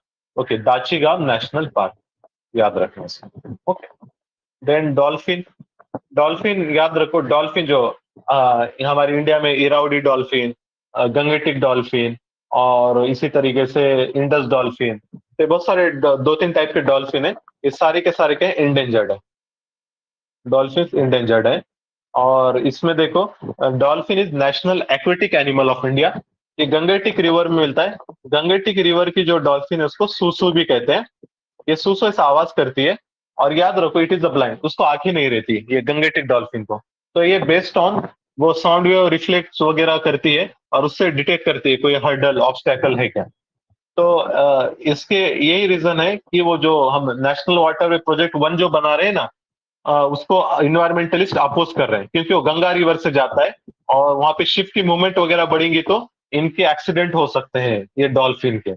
ओके, तो याद रखना गंगेटिक डॉल्फिन, वो स्टेटमेंट क्या देगा, Gangetic dolphin is found in, वो बोलेंगे बराक रिवर. मतलब गंगेटिक गंगा रिवर किधर है, बराक रिवर किधर है. या फिर बोलेंगे Irrawaddy dolphin is found in Chenab river. ऐसा नहीं रहता है, एक जगह इरावडी है तो इरावडी के आसपास जो रिवर्स है वहां पे मिलेगा. गंगेटिक है तो गंगा के आसपास जो रिवर्स है वहां पे वो मिलेंगे. ओके, याद रखना. देन इसके बाद देखो, हाँ, अच्छा, ये एक है सावेन नाम की एक बॉडी है, इंडिया अडॉप्ट सावेन. सावेन क्या है, south Asia wild life enforcement network. ये एक इन्वायरमेंटल प्रोटेक्शन के लिए ऑर्गेनाइजेशन बनाई गई है. साउथ एशियन कंट्रीज इसमें है. जो अपने सार्क की कंट्रीज है ना, पूरी क्या पूरी इसके मेंबर है. सार्क में जितने लोग हैं, सार्क में 8 मेंबर है, तो पूरे जैसा अफगानिस्तान, इंडिया, पाकिस्तान, नेपाल, भूटान, बांग्लादेश, श्रीलंका, मालदीव, ये सब उसके मेंबर है सार्क के. और ये सारे मिलके क्या करेंगे, इन्वायरमेंटल प्रोटेक्शन करेंगे. और ये जो ऑर्गेनाइजेशन है उसका नाम है सावेन. सार्क का निमोनिक पता है, सार्क की कंट्रीज कैसे याद रखना है, SAARC. सार्क का निमोनिक है MBBS, pen, PAIN. M for Maldives, B for Bhutan, B for Bangladesh, H for Sri Lanka, P for Pakistan, A for Afghanistan, I for India, N for Nepal. ऐसे 8 countries हैं SAARC में, याद रखो. Then और एक organisation है जो काफी फेमस रहती है, न्यूज में भी रहती है, बीमस्टेक. ओके, बीमस्टेक का जो निमोनिक है BBINMST. Okay, B for Bangladesh, B for Bhutan, I for India, N for Nepal. Okay, ये चारों कॉमन है. Then MST. M फॉर क्या आता है यहाँ पे, बीमस्टेक में M फॉर क्या है, M फॉर म्यांमार. और ऊपर जो था सार्क में M फॉर मालदीव था. इसको कैसा, इसमें कंफ्यूज हो सकता है. तो याद रखो बीमस्टेक का फुल फॉर्म क्या है? Bay of Bengal initiative. Bay of Bengal, तो बे ऑफ बंगाल को कौन टच करता है? मालदीव टच करता है क्या म्यांमार टच करता है? म्यांमार टच करेगा तो म्यांमार बीमस्टेक में आएगा, म्यांमार। इसी तरीके से एस फॉर श्रीलंका और टी फॉर थाईलैंड। तो ऐसे 7 कंट्री बीमस्टेक में है। ओके, इसका निमोनिक याद रखना, सार्क का और बीमस्टेक का। इस साल नहीं, लास्ट ईयर पूछा था यूपीएससी ने, सार्क और बीमस्टेक में कोई तो भी टेस्ट में पूछा था, दोनों में कॉमन कंट्रीज कौन से हैं। ओके, तो इससे तुम निमोनिक से ध्यान में रहता है, जल्दी से भूलता नहीं। ओके, इसके बाद देखो अब छोटा सा पार्ट रहा है हमारा।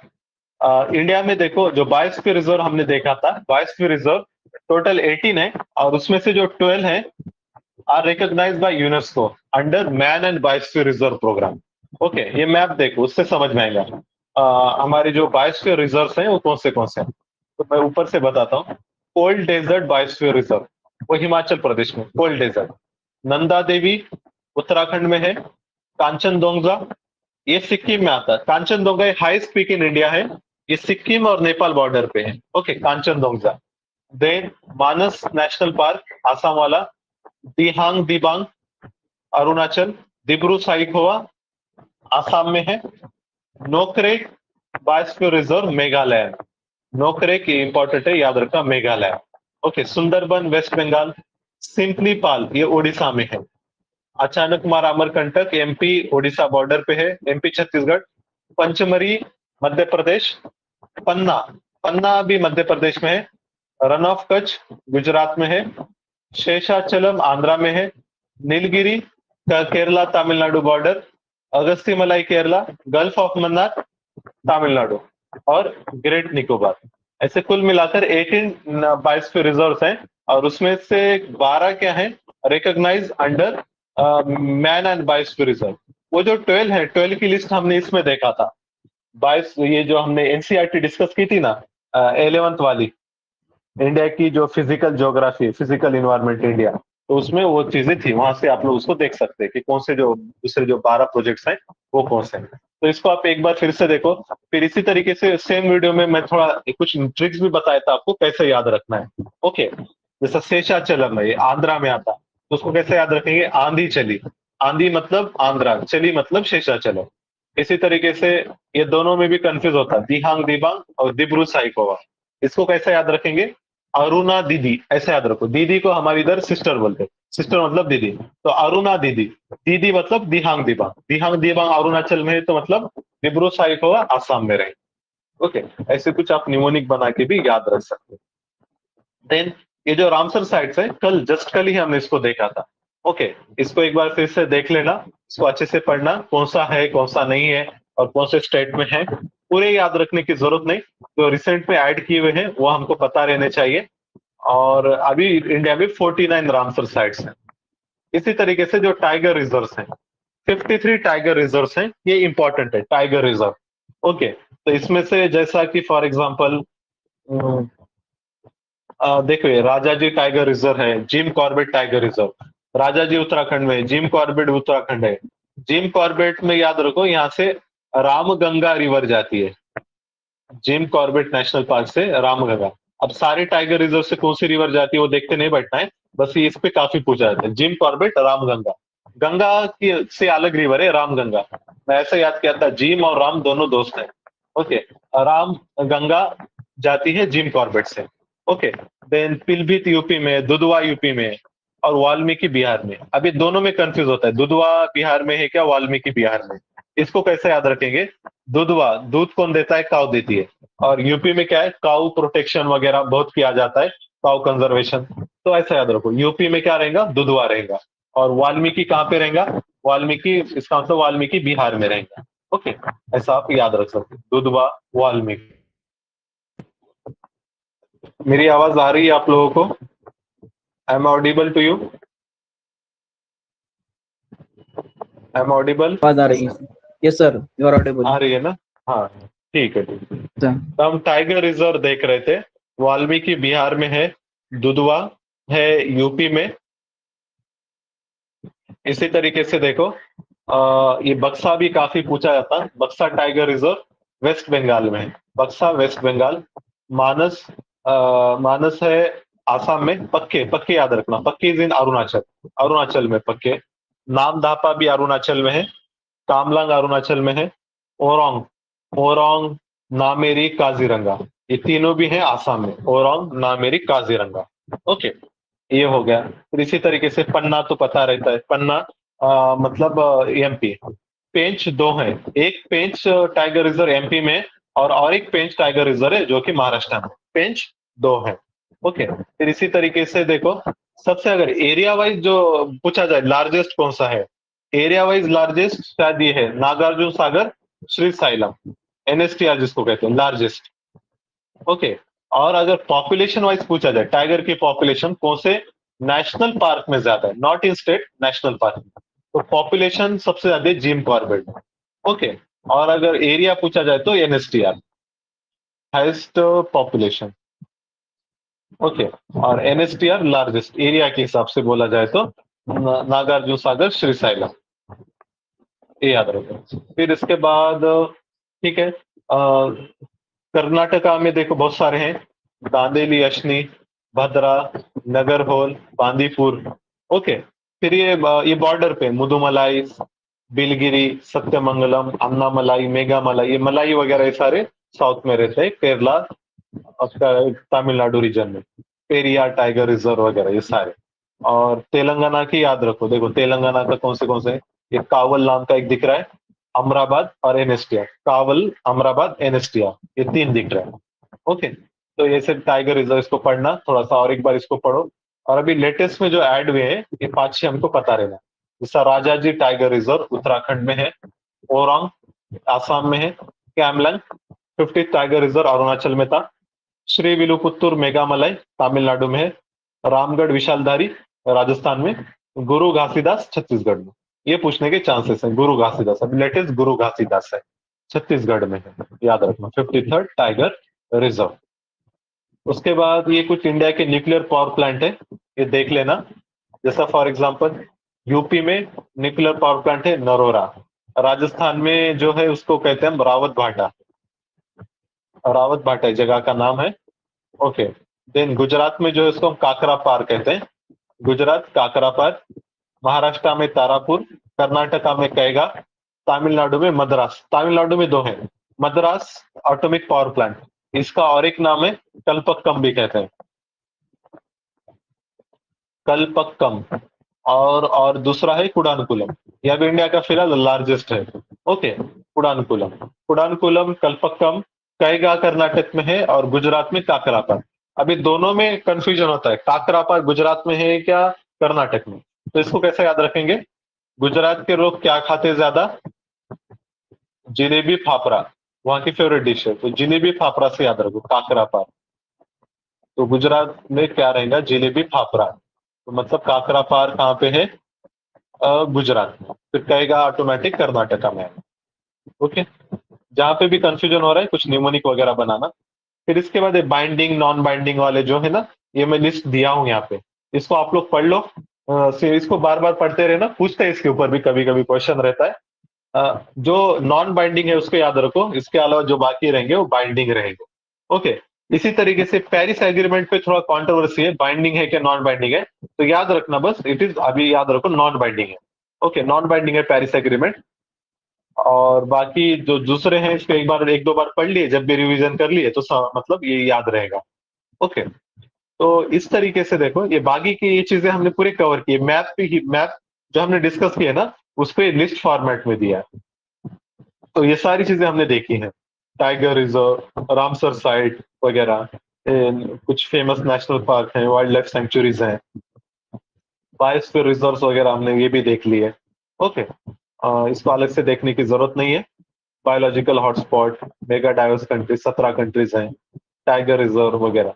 ओके, तो इस तरीके से हमारा ये इन्वायरमेंट का सिलेबस आज खत्म हो जाता है। ओके, आज जो पार्ट हमने डिस्कस किया है, किसी का कोई डाउट है इसमें तो आप पूछ सकते हैं, कोई भी डाउट वगैरह हो इन्वायरमेंट रिलेटेड आप पूछ सकते हैं। सर ये थोड़े टाइगर रिजर्व सर 2 स्टेट्स में रहते ना सर, कॉमन रहते 2 स्टेट्स को, आंध्र तेलंगाना, नागार्जुना सागर जो है हाँ आंध्र और तेलंगाना का कॉमन है वैसा सर, तो कुछ और दूसरे हाँ, स्टेट्स हाँ। के भी है क्या सर? हाँ, वो बॉर्डर में है तो दोनों स्टेट में आएंगे, ऐसा। बॉर्डर में जो है दोनों स्टेट में आएंगे। तो जैसा ये जो है ना केरला तमिलनाडु बॉर्डर पे ये बहुत सारे हैं। तो जैसा ये बॉर्डर बांदीपुर, मुदुमलाई, नीलगिरी वगैरह, तो वो स्टेटमेंट भी वही वही हिसाब से देगा वो। अगर बोला it is only in Kerala बोले तो गलत हो जाता है ऐसा, कोई टाइगर रिजर्व देखे। ओके। बाकी नागार्जुन सागर, श्रीशैलम, अमराबाद ये बॉर्डर पे ही है। ओके। तो वो स्टेटमेंट देख के पढ़ के वो कंटेक्स्ट क्या कंटेक्स्ट में पूछा है वही हिसाब से आप लोग उसको जज करना। ओके। जी। हाँ, कोई डाउट किसी का?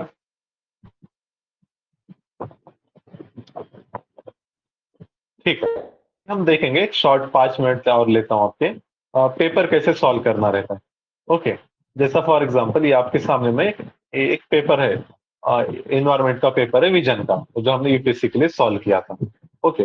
अब देखो इसमें कैसा हमारा अप्रोच रहता था कि हम पेपर जो सॉल्व करते थे ये राउंड में करते थे, round first round, second round, third round. तो राउंड एटलीस्ट कोशिश करना हमारे 3 राउंड हो रहे हैं, पेपर हम सॉल्व कर रहे हैं 3 राउंड्स में। तो ये राउंड क्या रहते हैं? तो देखो पहले मैं क्वेश्चन नंबर 1 से स्टार्ट करूंगा पेपर। ओके, क्वेश्चन नंबर 1 पढ़ूंगा मैं, मेरे को आंसर आ रहा है तो मैं क्या करूंगा, झट से वो उसको वहां पे क्वेश्चन पेपर पे टिक कर दूंगा। जैसे क्वेश्चन 1 का सपोज आंसर मुझको लगा रेड ऑन है, मैं उसको टिक करा, फिर आगे बढ़ गया क्वेश्चन 2 पे। क्वेश्चन 2 मैंने रीड कर लिया, अब मेरे को इसमें कंफ्यूजन हो रहा है कि एक दो स्टेटमेंट पता नहीं, एक ही पता है और श्योर नहीं हूं। तो मैं क्या करूंगा, इसको अभी टिक नहीं करूंगा, इसको बस पढ़ के छोड़ दूंगा, 3 नंबर पे आऊंगा। 3 नंबर वाला क्वेश्चन रीड करूंगा, मेरे को पता है, श्योरली पता है, मैं उसका यहाँ पे टिक कर दूंगा। तो ऐसा मैं मतलब करते चलूंगा आगे के क्वेश्चंस में भी। जहां पे जम रहा है फौरन, मतलब 80% ज्यादा प्रोबेबिलिटी है, उसको मैं यहाँ पे क्वेश्चन पेपर पे मार्क करूंगा, आगे बढ़ूंगा। जिसमें 50-50 हो रहा है, नहीं समझ में आ रहा है, तो मैं उसको छोड़ूंगा, पढ़ के रीड करके छोड़ूंगा। तो ऐसा मैं मतलब इसको फर्स्ट राउंड कहते हैं। मतलब जितने आ रहे हैं 80% से ज्यादा, उसको आप क्वेश्चन पेपर पे टिक कर रहे हो और आगे बढ़ रहे हो। और ऐसा आपको 1 टू, अब हमारे क्वेश्चन कितने 150 हैं, तो फर्स्ट राउंड में क्या करेंगे हम, जस्ट 1 टू 150 क्वेश्चन। इसमें जो क्वेश्चंस आपको क्या है, मोर देन 80% प्रोबेबिलिटी है, जो श्योर क्वेश्चंस है उसको फर्स्ट राउंड में मार्क करेंगे।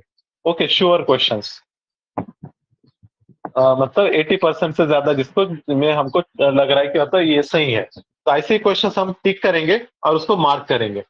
अब देखो इसको मार्क कैसा करेंगे, मतलब साइमल्टेनियस करना है क्या पूरे सॉल्व करने के बाद करना है। देखो क्वेश्चन हमारे बहुत ज्यादा है, 150 है, तो बेहतर रहता कि मतलब इसको, एक तो आप एक चीज ये कर सकते हैं कि जैसा आपने फर्स्ट पेज पे सपोज 4 क्वेश्चन है, वो पहले 4 को मतलब पहले टिक करो क्वेश्चन पेपर पे और फिर चारों को एक साथ मार्क करो।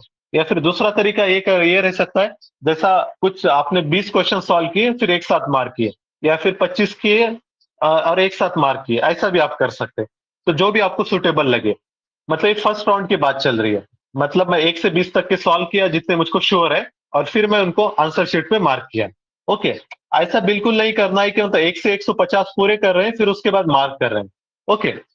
तो वो उसको पार्ट में डिवाइड करो, 20 क्वेश्चन के ग्रुपिंग करो, 25 के करो, या ज्यादा से ज्यादा 50 के करो, उससे ज्यादा नहीं, और उसको एक साथ मार्क करो।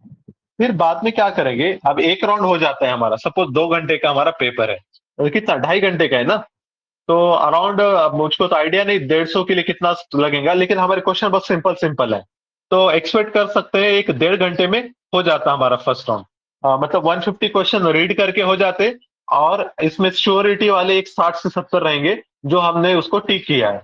अब बचते हैं हमारे और 70-80 क्वेश्चन बचते हैं, और अराउंड 1 घंटा बचता है हमारे पास। ओके। अब क्या करना है, जो क्वेश्चन आपने छोड़े हैं, रीड करके छोड़े हैं, उनको फिर से पढ़ो। मैं क्वेश्चन नंबर 2 छोड़ा था सपोज, मुझको तब आंसर नहीं आ रहा था, मैं क्वेश्चन नंबर 2 पे जाऊंगा, उसको फिर से पढ़ूंगा, और फिर उसको सॉल्व करने की इलिमिनेशन से, ट्रिक से, लॉजिक से कोशिश करूंगा। अब उसका आंसर मोस्टली चांस रहता है कि मेरे को उसका आंसर आ जाता है। क्यों आता है? क्योंकि मैं उसको दूसरे बार फिर से पढ़ रहा हूँ।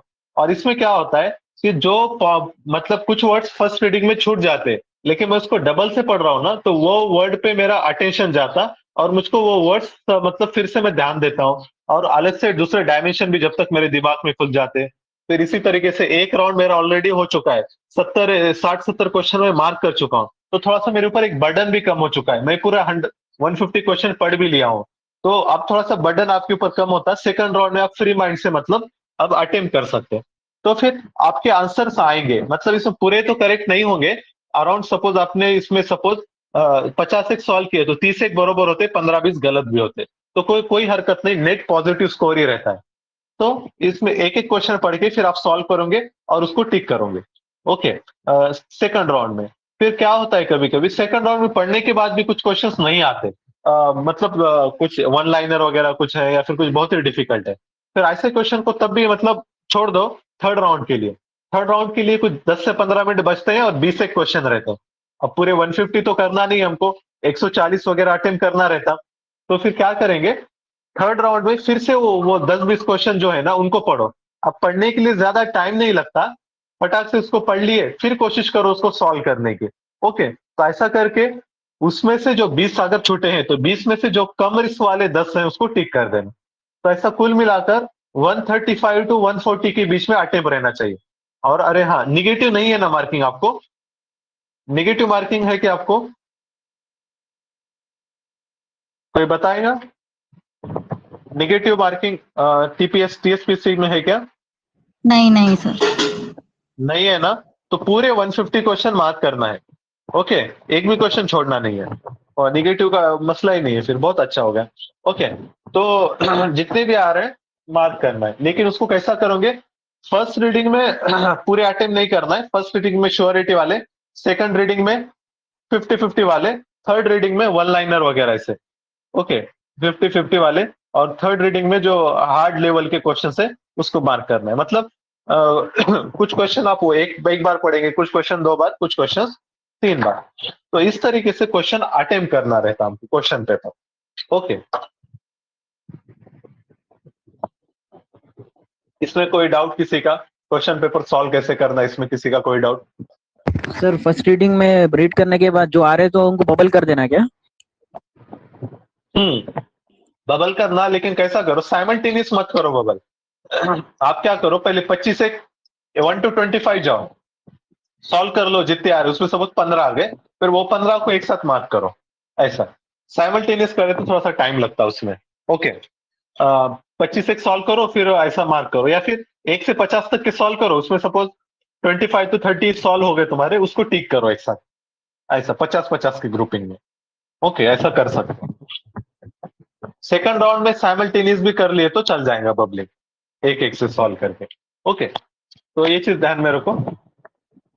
देन अब पेपर अभी आप देखो, मॉक टेस्ट में आपको बार बार बोल रहा हूँ, मॉक टेस्ट करना है, मॉक टेस्ट करना है। ओके, तो आपने सपोज ये टेस्ट सॉल्व किया ऐसे 3 राउंड में, फिर आपको इसका एनालिसिस करना है, तो एनालिसिस कैसे करेंगे?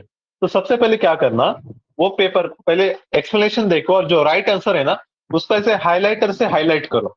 पहला काम, जो करेक्ट आंसर है हाईलाइटर से हाईलाइट करो। फिर दूसरा काम क्या करेंगे, जैसा फॉर एग्जांपल क्वेश्चन नंबर 2 मेरा रॉन्ग हो गया, और सपोज मैं उसमें स्टेटमेंट 3 को समझो सही पकड़ लिया और वो था गलत स्टेटमेंट, तो मैं क्या करूंगा, एक्सप्लेनेशन में जो पीडीएफ है मेरे पास, उसमें से सिर्फ स्टेटमेंट 3 ही देखूंगा, क्वेश्चन नंबर 2 का डायरेक्ट स्टेटमेंट 3 ही पढ़ूंगा जो मेरा गलत हुआ है, और वहां पे क्यों गलत हुआ, उसका रीजन क्या था, कौन सा वर्ड मैं इसको याद नहीं आया, मैं बस यहाँ पे रेड पेन से यहाँ पे उसको लिख दूंगा कि मतलब यहाँ पे ऐसा नहीं था, ऐसा था।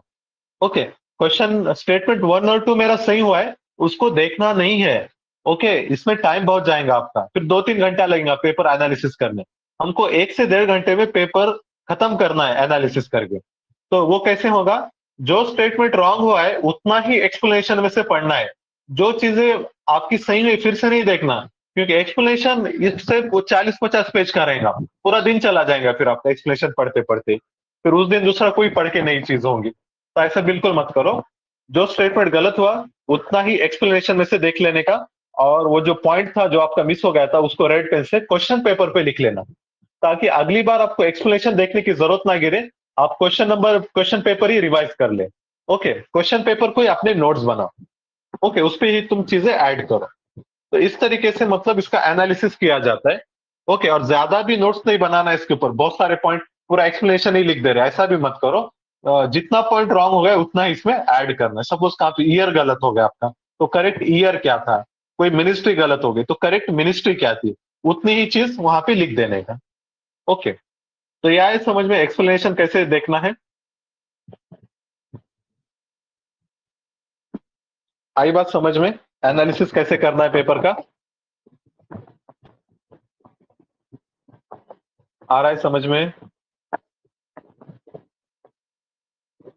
हेलो, मेरी आवाज आ रही है आप लोगों को? Yes sir. अभी जो डिस्कस किए समझ में आया आपको, पेपर एनालिसिस कैसे करना है?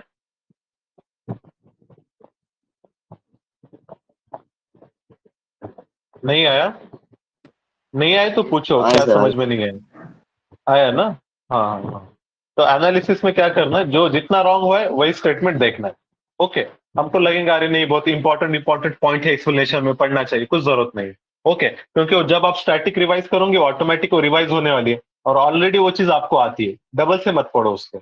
जहां पे गलत हुआ उतना ही पॉइंट मतलब आपको देखना है और उसको रेक्टिफाई करना है जो आपका एरर हुआ। ओके, इसके बाद और किसी का कोई डाउट सर वगैरह है? हाँ हाँ सर बोलो। एग्जामिनेशन हॉल जी, में हम लोग हाइलाइटर, रेड पेन और पेपर को सब रफ वर्क कर सकते हैं क्या सर? अभी जैसे हम लोग फर्स्ट नहीं राउंड नहीं, में राउंड अप कर ले रहे थे। ये हाइलाइटर वगैरह मत लेके, ये अभी मैं मॉक टेस्ट के लिए बोला तुमको। हाइलाइटर एनालिसिस वगैरह सारी जो चीजें हैं ना, यहाँ पर एग्जाम हॉल में बस आपको एक ब्लैक बॉल पेन लेके जाना है। ओके, और रफ वर्क आपको सीसैट के लिए चाहिए है ना, इसके लिए तो नहीं लगेगा, जीएस के लिए। सीसैट के लिए वो देते हैं, रफ स्पेस देते हैं, जनरली एंड में रहता है या फिर वही पेज पे नीचे रहता है बॉटम में। ओके, तो हाइलाइटर वगैरह उतना करने टाइम नहीं रहता है, हाँ? याद रखो, बस एक दो तीन ब्लैक बॉल पेन लेके जाओ, और बाकी हाइलाइटर की वगैरह जरूरत नहीं रहती। वैसे लेकर जाना है तो लेके जा सकते हैं, पर उतना टाइम नहीं रहता अपने पास। ओके, ये सब अभी जो मॉक टेस्ट दे रहे हैं उसकी बात कर रहा हूँ मैं। मॉक टेस्ट में जब आप एनालिसिस करते टेस्ट देने के बाद, तो तब हाइलाइटर वगैरह यूज किया करो, रेड पेन यूज किया करो एनालिसिस करने के लिए। ओके, फाइनल एग्जाम में नहीं करना ये सारी चीजें। ओके, और इसी तरीके से वॉच साथ में रखा करो, जब भी पेपर लिख रहे वॉच यूज करने की आदत डालो। जनरली आदत नहीं रहती और डायरेक्ट फाइनल एग्जाम में बच्चे वॉच यूज करते, तो होता क्या है, बच्चे एग्जाम एटमोस्फियर में वो वॉच देखना ही भूल जाते, डायरेक्ट एक डेढ़ घंटे बाद ही देखते, और समझ में आता है कि अरे मैं तो मतलब अभी मेरे और 20 एक क्वेश्चन बचे हैं और एक भी मैंने टिक नहीं किया, एक भी मतलब बबल नहीं बना है। तो ऐसा बिल्कुल करना नहीं, बबलिंग मतलब एंड में कभी भी नहीं करना, उसको पहले ही करो। ओके, जब भी आपके 50 क्वेश्चन हो गए उतने 50 क्वेश्चन का, फिर अगले 50 उसके बाद ऐसा, एक साथ कभी भी बहुत सारे बच्चे क्या करते हैं आखिरी में बबलिंग करते हैं। ओके, इसमें बहुत रिस्क रहता है, ये ऐसा बिल्कुल करना नहीं, ऊपर नीचे हो जाएगा। या फिर बहुत सारे बच्चों का ऐसा होता है, मतलब सॉल्व तो कर लेते हैं और 10-20 बबलिंग करना उनको टाइम ही बस नहीं आता। अटेम्प्ट किया है, सब किया है, लेकिन आखिरी में टाइम खत्म हो गया, बबलिंग करने टाइम ही नहीं मिला। तो ऐसा भी बहुत सारे बच्चों का होता है, तो ये चीज ध्यान देना। हम हर साल बोलते हैं पर बच्चे फिर भी वैसा ही करते हैं, आखिरी में बबलिंग करते हैं, तो ऐसा नहीं करना है। ओके, ये बहुत बड़ी हमको कॉस्ट फिर उसकी चुकानी पड़ेगी। ओके, ऐसा बिल्कुल गलती नहीं करना, इसकी आदत अभी से मॉक टेस्ट से डाल दो। ओके, ठीक है। अभी आपका सेशन भी है 10 बजे, तो हम क्या करते हैं सेशन को एंड करते हैं, और कुछ डाउट वगैरह भी रहा तो आप लोग मुझको मैसेज वगैरह कर दें। आज का पीडीएफ और साथ में पूरा अपडेटेड पीडीएफ भी मैं आपको सेंड कर देता हूँ। ओके, ठीक है, चल ठीक, अल्लाह हाफ़िज़।